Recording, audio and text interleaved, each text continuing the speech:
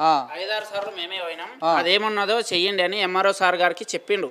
Sir గారికి చెప్తే చేస్తామని మేము తిరిగా వాళ్ళు తిరిగా. ఆ సార్ ఎప్పుడు వస్తాడో ఎప్పుడు పోతాడో ఒకసారి 2 సార్లు మీ భూమి ఎంత? మాది 3 ఎకరాలు పోయింది సార్. ఏం పేరు నీ పేరు? నా పేరు మల్లేష్. ఇప్పుడు భూమి నీ పేరు మీద ఉందా? మా అమ్మ పేరు మీద. కాగితం ఇది? కాగితం తేలేదు సార్. తెలియదా?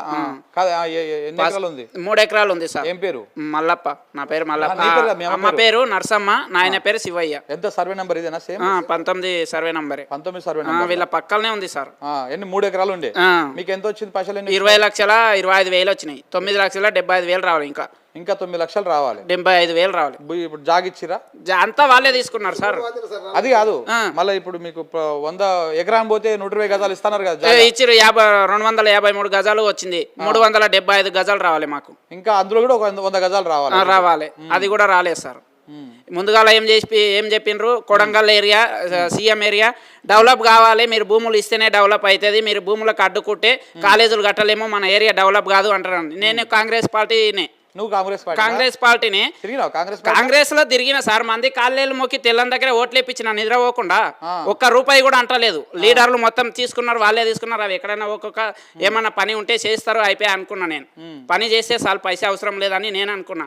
కానీ భూమి పోతే కూడా డెవలప్ మనమే అడ్డుపడితే డెవలప్ ఎట్లా అవుతుంది అంటే కూడా మా మమ్మీకి చెప్పినా అది పోకోకంటని చెప్పిన. డబ్బులు కూడా సరిగ్గా ఇచ్చేద్దామని నేను చెప్పిన. ఇచ్చేసినాం కూడా. మన పార్టీలో మనమే లొల్లి ఎందుకు చేసుకోవాలి, ఇచ్చేత మామ అంటే మా అమ్మ ఏమనలేదు. ఇక అట్లా ఇస్తే కూడా మాకు పైసలు కూడా రాలేవు. 3 ఎకరాలు పోయింది కానీ 2.5 ఎకరాలకే వచ్చింది. 2 ఎకరాలకే వచ్చినాయి. 2 ఎకరాలకే వచ్చింది. నేను డైలీ 500 సంపాదించేటోని ఒక నెల రోజులు పని బంద్ చేసి పూరా తిరిగిన. ఉపయోగం లేదు. ఉపయోగం ఏం లేదు. ఏమున్నా సార్? ఓట్లప్పుడు సార్. మీ అప్పాయిపల్లి ఊరు ఏ ఊరు తిరిగినావు? అప్పాయిపల్లె. మా ఊర్లో నేను తిరిగిన సార్ ఓట్ల గురించి. సార్కి వేయండి ఓట్లు, సార్కి వేయండి అని. తెల్లని దగ్గర నిద్ర కూడా పోలేం మేము. చెర్ల కోపులు కొడితే కోపులకు బండిలా థమ్సప్ సీసాలు కూడా వేసుకొని పోయినా నేను తాపనీకే కూలి మందికి. ఊర్లో వాళ్ళందరూ కోపుల పనికోతారు, అడగండి. నా బండికి ఫస్ట్ ట్రిప్ జాలకుంటే మళ్ళా ట్రిప్ వేసుకొని పోయినా. ఒక్కొక్క బాక్స్ ఒక్కొక్కసారి. అంటే కాంగ్రెస్ పార్టీ అధికారం రావడానికి, ఆడ ఎమ్మెల్యేగా ఆయన గెలవడానికి కష్టపడ్డా. ఇప్పుడు నీ భూమి కూడా అడగండి. ఇప్పుడు నీ భూమి తీసుకొని ఎక్కువ తీసుకొని తక్కువ పైసలు ఇవ్వాలి. మరి నువ్వు పోవచ్చు కాంగ్రెస్ పార్టీ కదా. నువ్వు పోయినాం సార్, తిరుపతి రెడ్డి సార్ దగ్గర పోయినాం. తిరుపతి రెడ్డి సార్ చెప్పిండు వాళ్ళకి ఏమున్నదో వాళ్ళకు ఓపిక రాజా చేసి పైసలు ఇచ్చేయండి అని ఎంఆర్ఓ సార్కు చెప్పిండు. అట్లా లొల్లి అని సార్ మస్తు సార్ చెప్తానే ఉన్నాడు తిరుపతి రెడ్డి సార్.